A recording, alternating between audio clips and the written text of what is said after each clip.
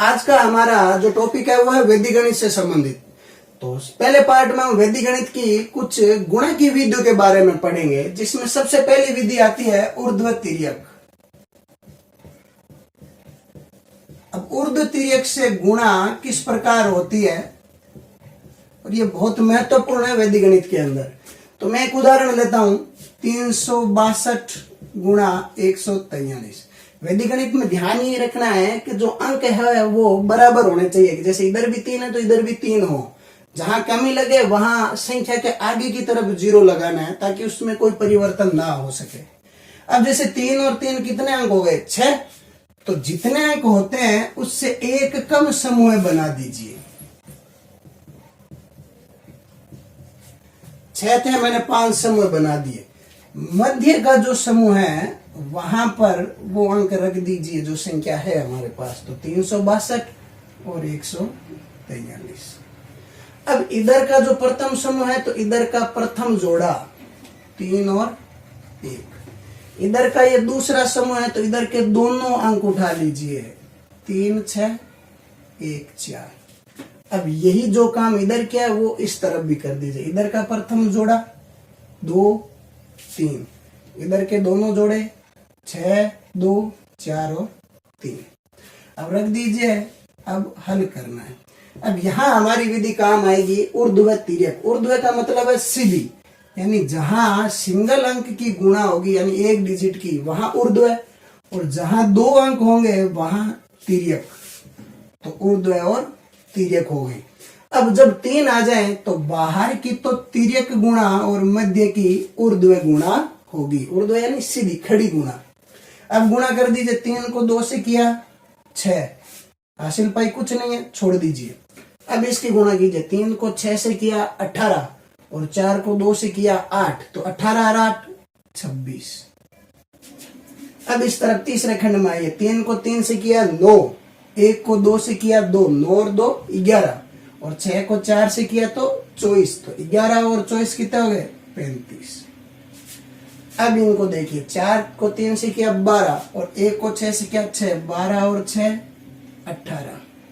यानी जो दहाई अंक आएगा वो हासिल में जोड़ना है। 1 को 3 से कर दिया तो 3। अब उत्तर रखना है कि ये जो हासिल में है उनको आगे वाले के साथ जोड़कर उत्तर लिखना है। किस प्रकार? तो 6 है तो 6 का 6। इस 6 में कोई हासिल पाई जुड़ नहीं रही है तो ये भी 6 का 6। अब ये 2 है वो 5 में जुड़ गया तो कितने हो गए? 7। 3 8 में जुड़ गए तो 11। तो हमें पता है एक टाइम में एक अंक, तो वह एक जो 11 ज्यादा हुआ है वो हासिल पाई में आ गया। तो हासिल पाई 1 और 1 2 और 3 5। ये है ऊर्ध्व तिर्यक की गुणा। ये बहुत कम समय में बड़ी से बड़ी गुणा करने में भी आसान विधि है। दूसरी विधि हमारे सामने आती है सूत्र निखिलम विधि।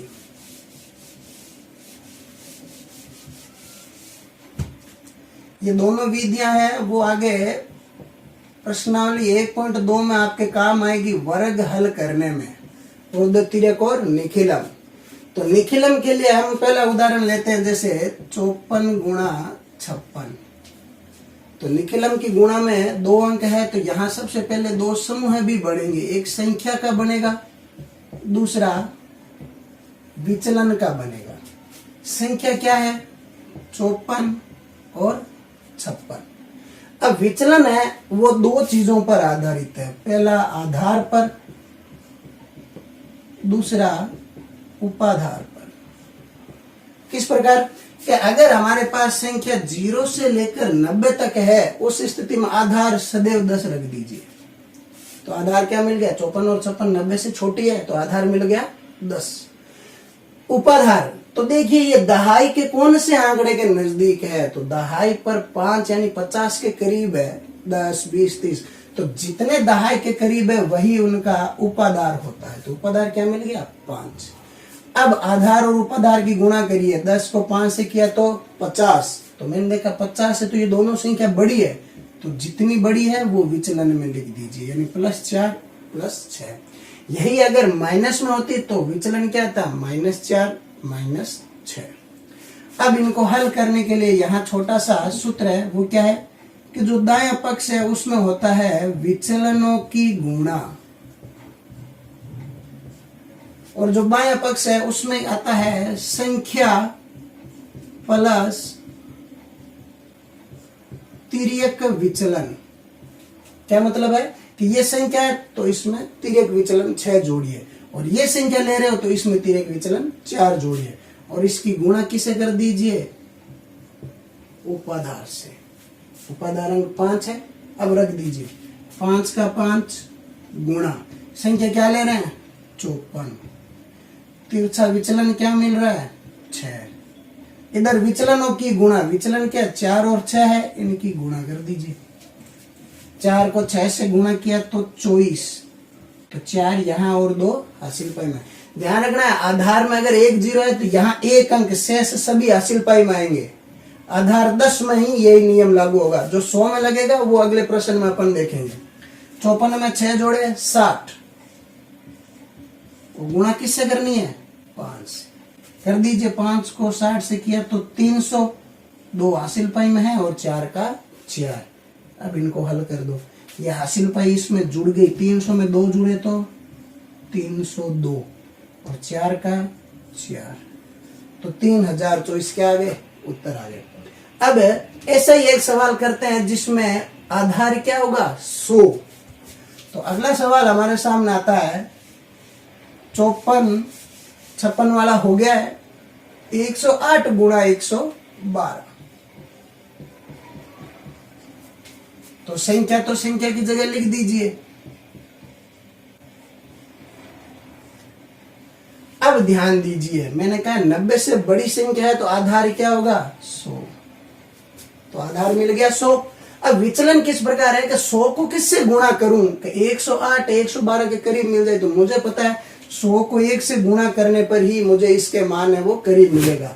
यही अगर 208 और 212 होते हैं तो उपाधार क्या होता मेरा 2, यानी सैकड़े को देखना है। सैकड़ा 100 है तो उपाधार 1, सैकड़ा 200 में है तो उपाधार क्या आ जाएगा 2।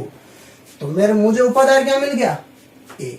तो 100 एकम 100, तो 100 से तो ये 8 ज्यादा है तो विचलन क्या हो गया +8। ये 100 से 12 ज्यादा है तो विचलन क्या हो गया +12।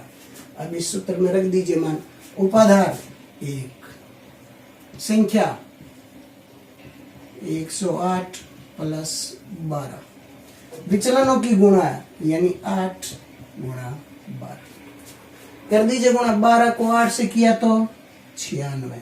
इस बार हासिल नहीं जाएगी, यहाँ 2 छिन्नवे के छिन्नवे रखे जाएंगे। क्यों कि आधार में कितने जीरो हैं 2 जीरो है, तो जितने जीरो है उतने अंक अपने को एक खंड में रखने हैं। यहाँ अगर तीसरा अंक आता वह क्या जाएगा हासिल में जाएगा, और अगर कारणवश केवल 6 मिल जाता तो इसको भी आधार में 2 जीरो है तो 2 करने के लिए आगे 0 रखकर 0 6 रख के हमें हल करना पड़ेगा, और 106 आता तो ये 1 हासिल पाई में चला जाएगा। समझ में आई चीज। तो मैंने देखा 12 8 96 2 अंक मिले, आधार में 2 जीरो, मैंने 2 के 2 रख दिए। 108 में 12 जुड़े 120, और 120 को 1 से गुणा कर दिया तो 120 एकम। अब सीधा उत्तर रख दीजिए। तो यहाँ पर न तो हासिल पाई जोड़नी है न कुछ घटाना, तो है जैसे कि जैसे अंक रख दीजिए, यही आपके इसके उत्तर होंगे। ये थी हमारे सामने वैदिक गणित की दूसरी गुणा विधि, जिसे सूत्र निखिलम से जानते हैं।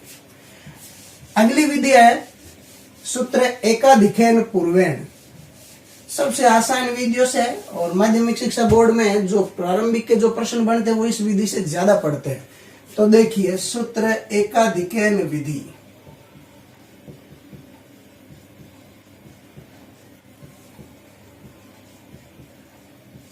सूत्र एकाधिकेन पूर्वेण। तो मेरे पास पहला सवाल आता है, एक मिश्र भिन्नमय संख्या है 31 से 1/6 गुणा 31 से 5/6।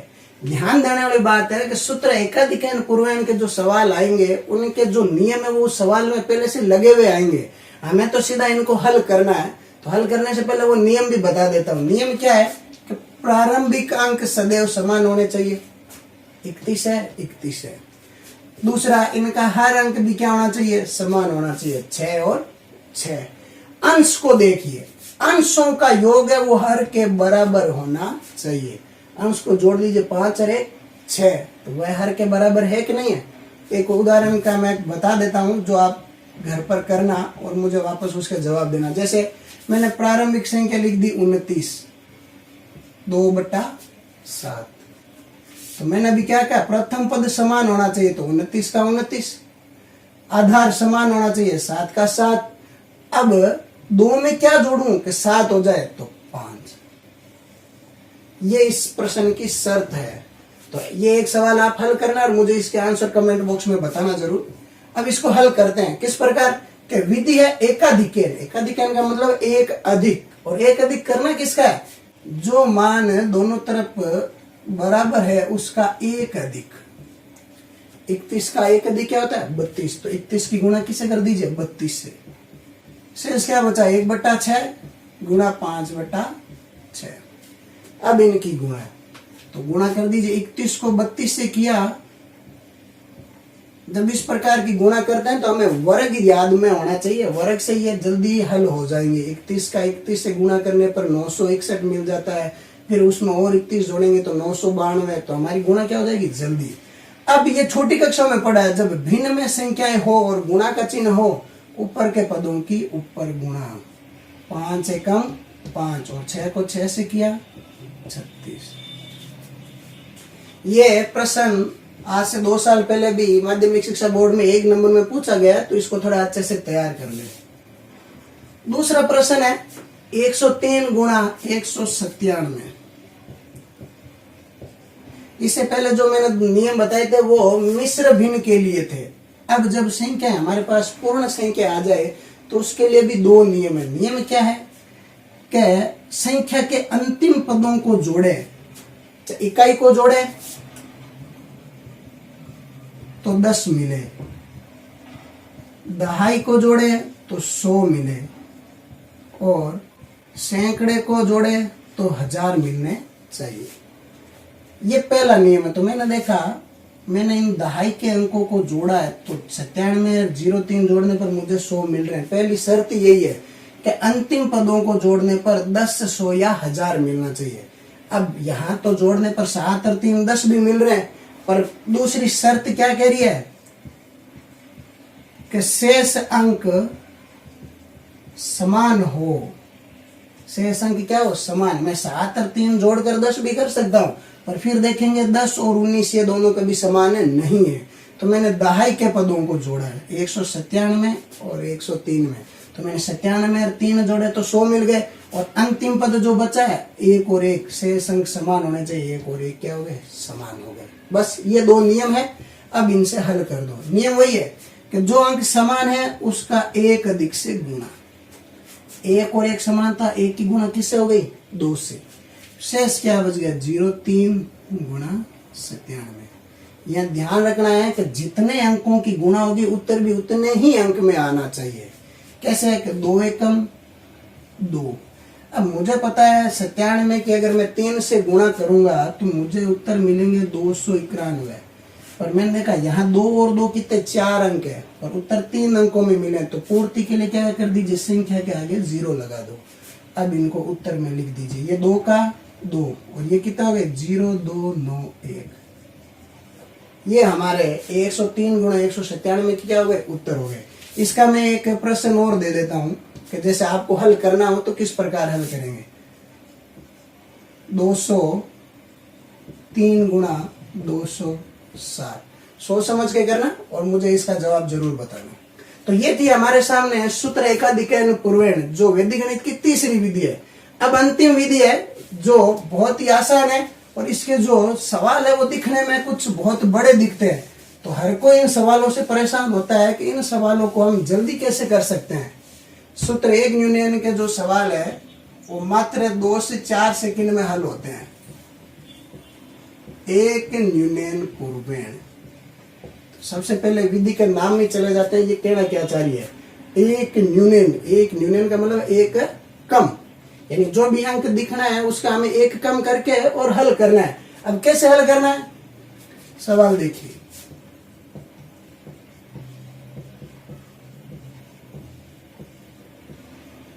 ये सवाल है, दिखने में बहुत बड़ा है, अगर इसको साधारण गुणा करेंगे तो बहुत समय लगेगा।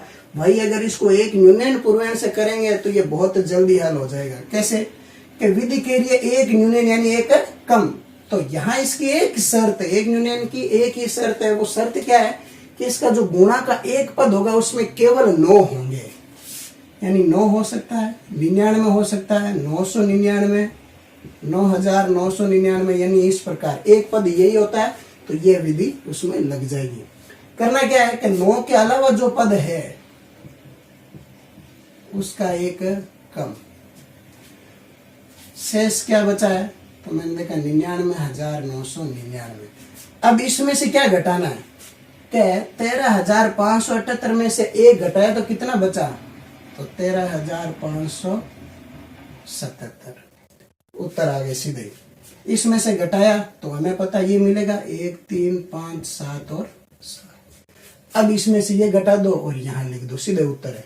तो मुझे पता है 9 में से 7 गए 2, 9 में से 7 गए 2, 9 में से 5 गए 4, 9 में से 3 गए 6, 9 में से 1 गया 8। गुणा है 10 अंकों की, पर उत्तर 10 सेकंड से भी कम समय में आपके सामने आ जाएंगे। ये तो ऐसा सवाल था कि जहां 9 की और साधारण अंकों के अंक बराबर थे। अगर ऐसा सवाल आ जाए जहां 9 ज्यादा आ जाए तो देखिए, अब सवाल वही है, प्रारंभिक अंक का एक कम, और कम करने पर कितना आया वो उसमें से घटा दो। 137 में से एक गया 136। अब 9,999 में से इसको घटा दो। 9 में से 6 गए 3, 9 में से 3 गए 6, 9 में से 1 गया 8, पीछे 9 का 9। ये थी सवाल की दूसरी विधि। अब अगर सवाल कुछ ऐसा आ जाए कि इस बार सवाल 9 वाला अंक कम आ जाए, तो ये लास्ट विधि है सूत्र एक यूनियन की। उसके बाद कोई भी डाउट आपके बचेगा नहीं कि यहां पर भी नियम वही लगेगा, प्रथम पद का एक कम, 46 में से एक गया, फिर 46 में से एक गया, कितने बचे 45। अब ध्यान देना बात है, 9 में से 45 नहीं जा रहे हैं, तो इस सवाल को कैसे हल करेंगे, तो 46 में से एक गया 45। अब इस स्थिति में जब यहाँ पर ये 9 वाला अंक अगर छोटा आ जाए, उस स्थिति में क्या करना है, इस 9 को इसके साथ है जैसा का जैसा रखिए, और अब उस पूरे में से 45 को घटा दीजिए। 9 में से 5 गए 4, 5 में से 4 गया 1, 4 का 4। यह है वैदिक गणित की सूत्र एक यूनियन पूर्वायन की 3 अलग अलग प्रकार के सवाल। इस सवाल के बाद भी अगर आपको कोई दिक्कत हो तो मुझे जरूर पूछे, पर अब मैं कुछ 1-2 प्रश्न दे देता हूं, उनको आप हल करना, और मुझे जरूर, मैं बिना विधि के सवाल दे रहा हूं, आपको समझ के करना हल। पहला सवाल, दूसरा सवाल मैं दे देता हूं, सूत्र एकाधिकरण के दे दिया, सूत्र निखिलम का देता हूं मैं, 104 गुणा 105। और तीसरा सवाल मैं दे देता हूं ऊर्ध्व तिर्यक से, ऊर्ध्व तिर्यक विधि से मैंने दे दिया 5 4 3 2 3 1।